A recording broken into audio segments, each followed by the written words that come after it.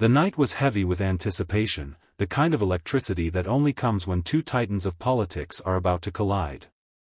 Under the blinding stage lights of a nationally televised town hall, the atmosphere was nothing short of explosive. The audience, packed shoulder to shoulder, wasn't just a crowd, it was a symbol of a nation split between two visions.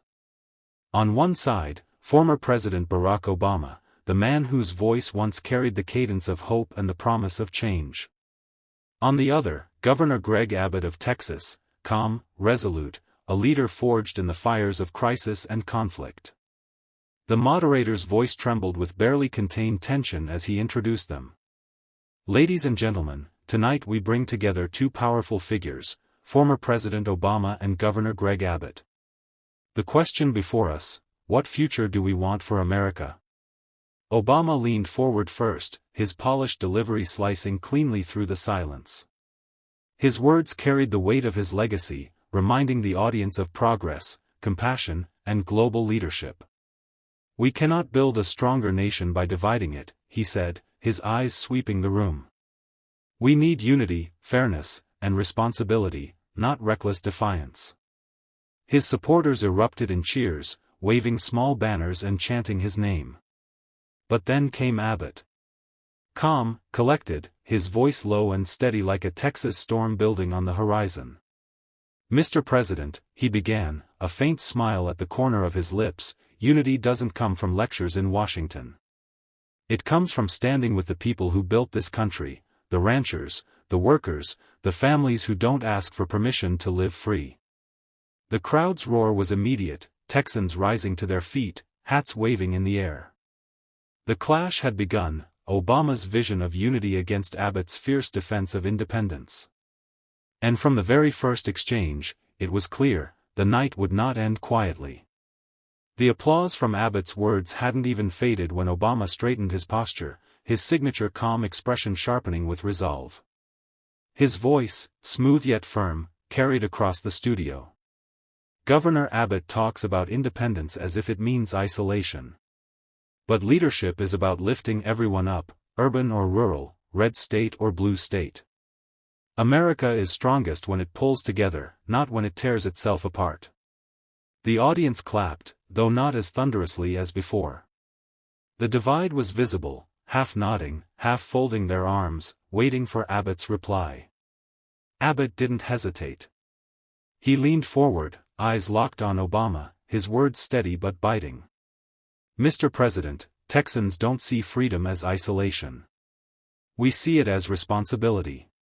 When our border is overwhelmed, we don't wait on Washington, we protect it. When our grid is threatened, we don't sit around for lectures, we rebuild it. That's not division.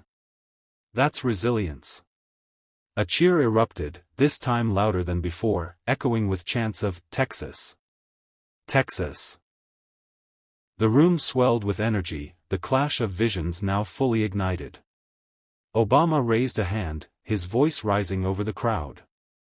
Governor, resilience doesn't excuse leaving people behind. It doesn't excuse ignoring the vulnerable or dismissing the national good.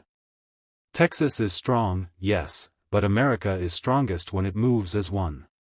Abbott let the silence linger for a moment, his calm expression unshaken, before delivering his counterpunch. And America is strongest when Washington remembers it doesn't own Texas, it's the other way around.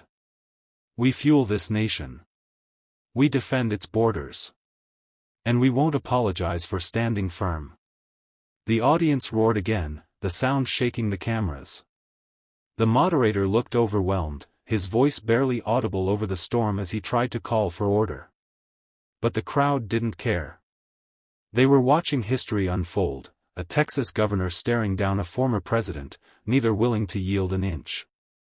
The moderator finally regained a sliver of control, his voice trembling as he pressed forward.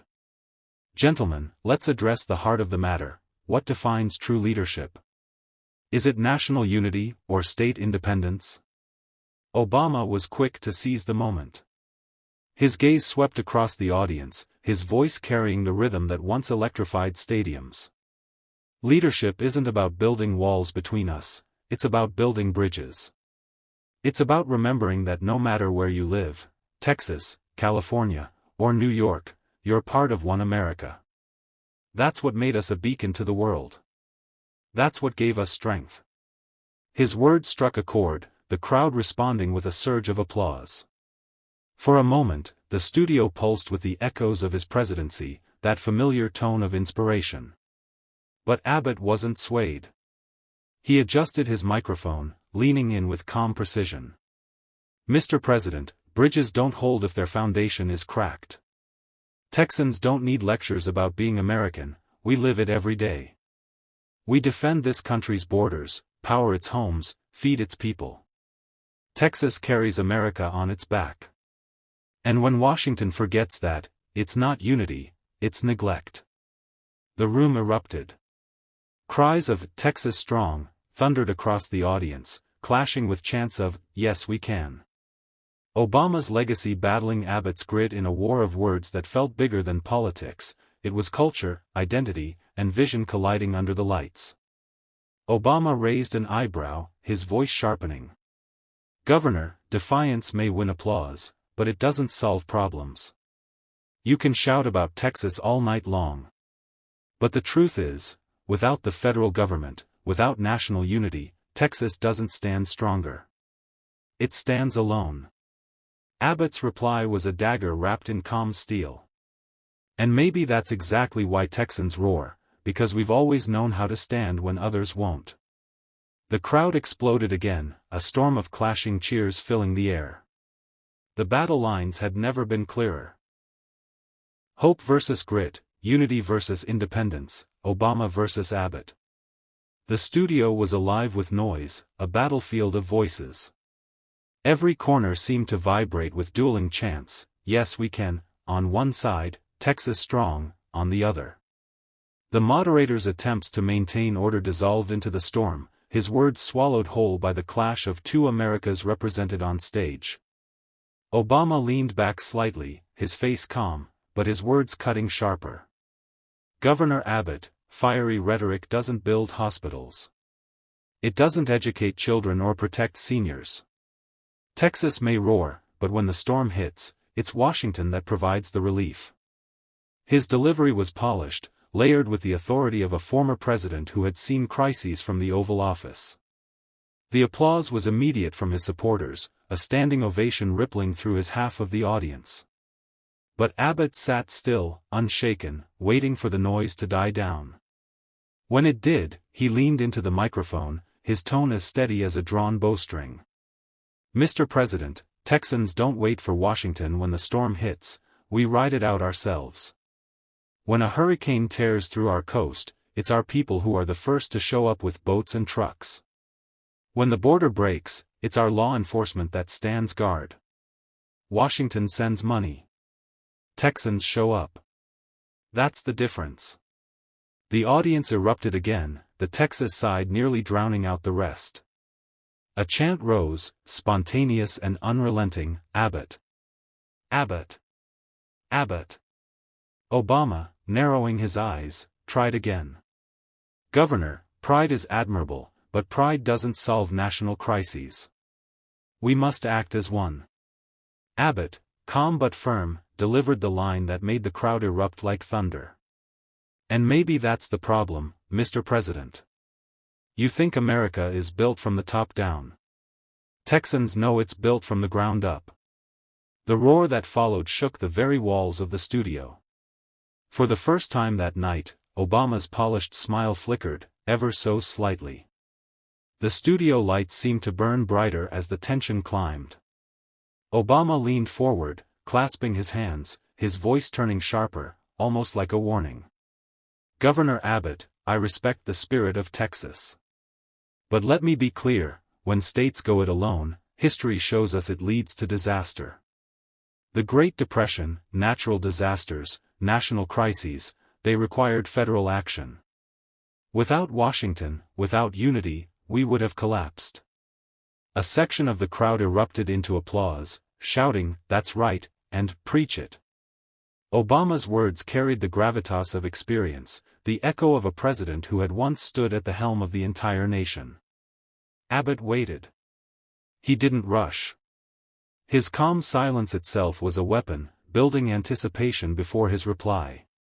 Finally, he leaned closer to the microphone, his voice steady as stone. "Mr. President, Texans don't collapse, we rebuild. We don't wait for Washington handouts, we roll up our sleeves. Ask the ranchers who mend their own fences after floods. Ask the families who light candles when the power fails. Texans don't sit back and wait for speeches.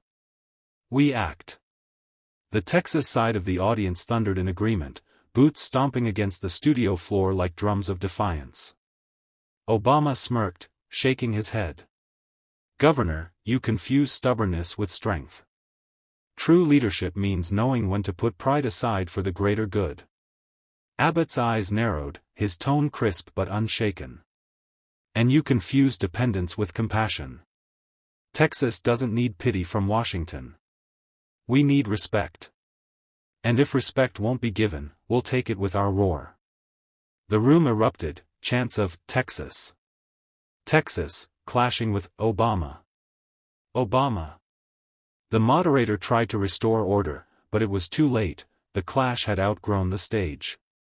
This wasn't just a debate anymore. It was a standoff between a legacy and a living force. The energy in the room had shifted. What started as a debate was beginning to feel like a storm. Obama adjusted his tie, his voice rising with urgency.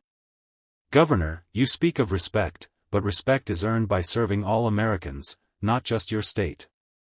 Leadership is national, not regional. If every state acted like Texas, we'd have 50 nations pulling in 50 directions." His words were met with cheers, his supporters clapping in rhythm to his cadence. It was the Obama of old, eloquent, persuasive, reaching for unity. Abbott didn't flinch.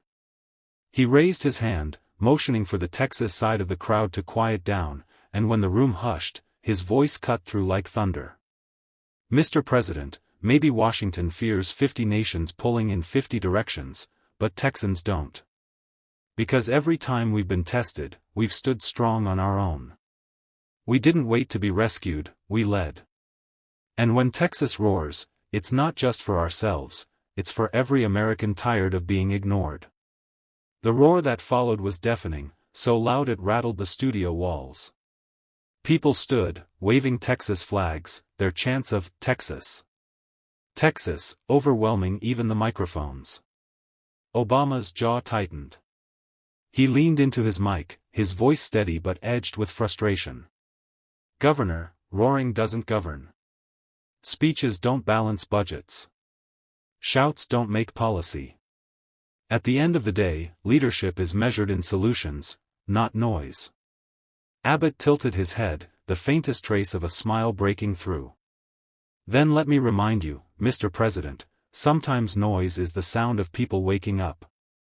And tonight, America is hearing Texas loud and clear." The clash of cheers and boos shook the room again, but one truth was undeniable, the night now belonged to the roar of Texas. The studio had become a living symbol of America's divide, half rising to Obama's words, half roaring with Abbott's defiance. The moderator's voice cracked as he tried to regain control, but no one was listening anymore. All eyes were fixed on the two men locked in verbal combat. Obama leaned in, his voice lower now, almost like a dagger wrapped in silk. "Governor Abbott, your roar may fire up a crowd, but history remembers more than sound. It remembers results. And under my leadership, America climbed out of recession, expanded healthcare, and restored its standing in the world. That's not noise. That's progress." The applause was swift, strong, and confident, his supporters chanting his name in rhythm, "Obama! Obama!" It felt like the echo of his presidency, a reminder of what once was. But Abbott didn't flinch. He let the chant play out, his face a picture of calm, until the room settled. Then he spoke, his voice carrying a weight that silenced even the loudest corner. "Mr. President, progress isn't measured by headlines or history books written in Washington. It's measured by the people who live with the results. And in Texas, they don't remember your promises. They remember the jobs lost, the families struggling, the borders left unguarded. That's the legacy they carry, and that's why they roar. The Texas side of the audience erupted again, this time louder, their stomping feet making the floor shake beneath them. A chant rose, almost drowning out everything else: Texas. Texas. Texas. Obama frowned slightly, his polished tone tightening. Governor, you're twisting facts. The truth is, without national leadership, states like Texas would fall behind. Abbott leaned forward, his eyes locked on Obama. Or maybe, Mr. President, the truth is without states like Texas, America wouldn't stand at all. The crowd went wild. The sound of that roar, Texas's roar, filled the nation through every television screen. The clash had reached a fever pitch. The studio audience was no longer just watching a debate, they were part of a battle. On one side, chants of Obama. Obama reverberated with the polished rhythm of his legacy. On the other, the stomping defiance of Texas.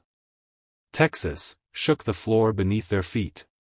The moderator, overwhelmed, finally gave up trying to contain it. The camera zoomed in on the two men, Abbott's calm, steel-eyed determination against Obama's sharpened, statesmanlike resolve. Obama raised his voice above the chaos, his words cutting clean through. Governor Abbott, strength without compassion is just arrogance. America is not defined by one state's roar, it's defined by the collective hope of millions. That's what makes us great. That's what carried us through war, through depression, through crisis. And that is something Texas alone cannot provide. The crowd on his side leapt to their feet, thunderous applause shaking the rafters. For a moment, it seemed like Obama had seized the night, reclaiming the aura of his presidency. But Abbott sat unmoved, his silence louder than the applause. He waited, letting the cheers fade into a simmer before leaning in with words that cut like iron. Mr. President, hope is powerful, but hope without action is just a speech. And Texans don't live on speeches. We live on sweat, on grit, on sacrifice. You call it arrogance. We call it survival. And tonight, America sees the difference. The Texas side exploded, their roar drowning out everything else, louder than it had been all night. The cameras caught faces in the crowd, veterans saluting, ranchers waving hats, young families chanting in unison. For the first time, Obama's polished smile cracked ever so slightly.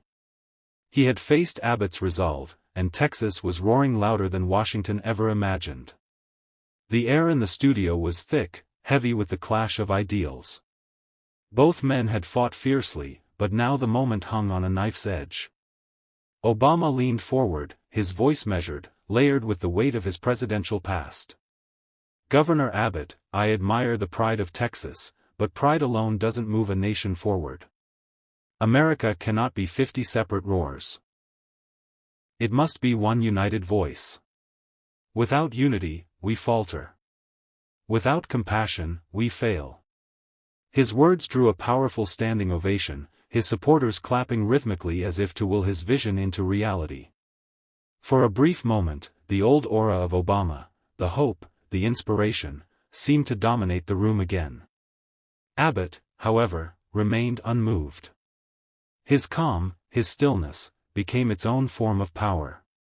He waited for silence, then leaned into his microphone, eyes steady and unflinching.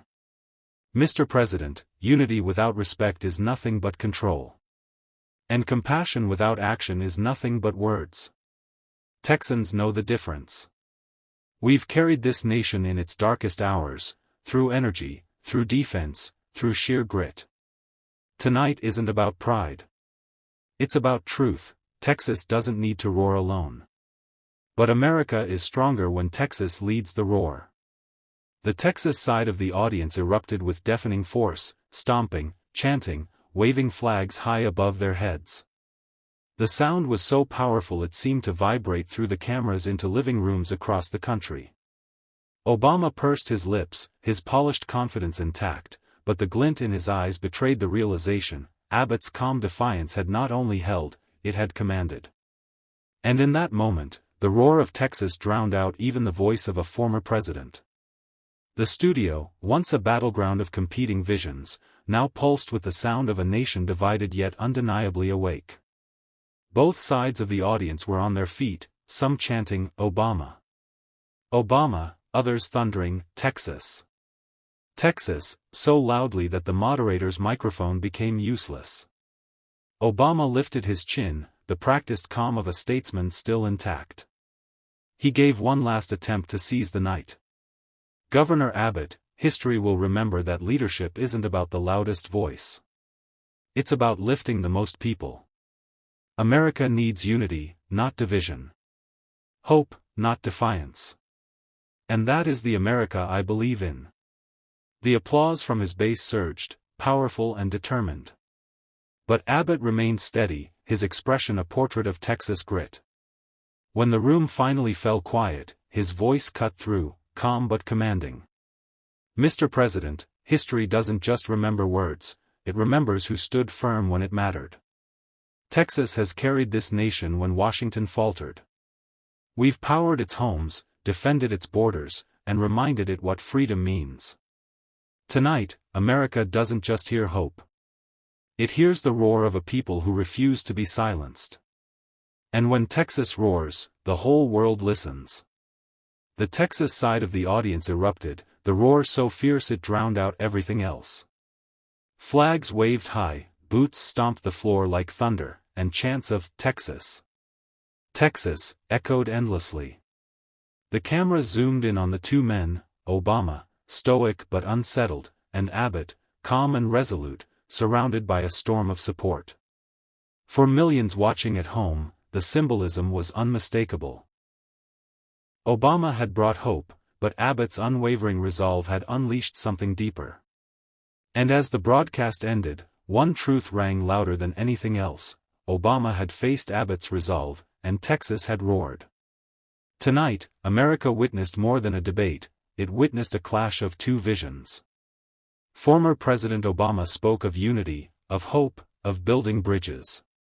But Governor Greg Abbott reminded the nation that words alone cannot carry a country. It is grit, resilience, and an unshakable resolve that define true leadership. In the end, Obama faced Abbott's determination, and Texas roared louder than ever before. The message was clear: you cannot silence a people who know their strength, their history, and their destiny. This is not just about Texas. It is about every American who believes that freedom is earned, not granted. And as Abbott stood firm under the brightest lights, the roar of Texas became the roar of a nation tired of being ignored. History will remember this night not as a clash between two men, but as the moment Texas reminded America, when we roar, the world listens.